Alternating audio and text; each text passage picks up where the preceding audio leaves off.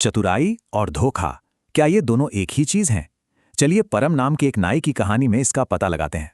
तो ये कहानी है परम की, जो अपनी नाई की पहचान के बोझ तले दबा हुआ था।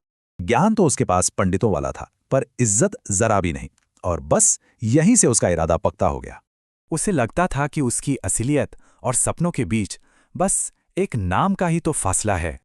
और फिर परम अपना गांव छोड़कर निकल पड़ा, एक नई पहचान और नई किस्मत बनाने।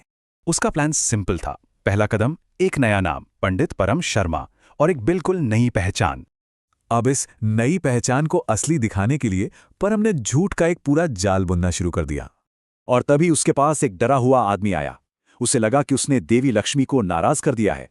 परम ने मौके का फायदा उठाया और उस आदमी के अंधविश्वास और डर को और बढ़ा दिया। और इसका उपाय, एक बड़ा महायज्ञ। असल में ये तो बस उसकी अपनी जेबें भरने का एक तरीका था। उसकी शोहरत इतनी बढ़ी कि एक अमीर आदमी अपनी बेटी की शादी का रिश्ता लेकर आ गया। थोड़ी आनाकानी के बाद परम मान गया। अब उसके पास शोहरत और दौलत दोनों थे।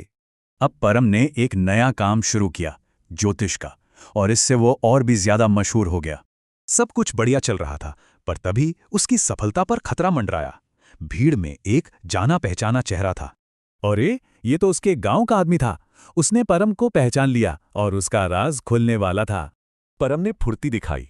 पहले 10 फिर 20 रुपए देकर उस आदमी का मुंह बंद करवा दिया।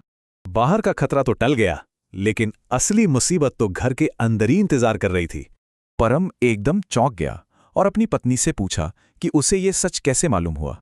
और मजे की बात देखिए, उसे सच एक दूसरे ज्योतिषी से पता चला। परम अपने ही खेल में फंस चुका था।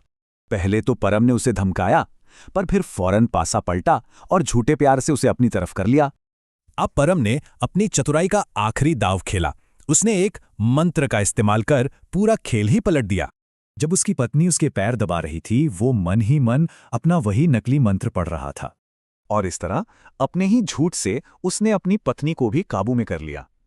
उसका धोखा अब पूरी तरह से सुरक्षित था। तो परम की कहानी हमें सोचने पर मजबूर करती है कि चतुराई और धोखे में आखिर फर्क क्या है।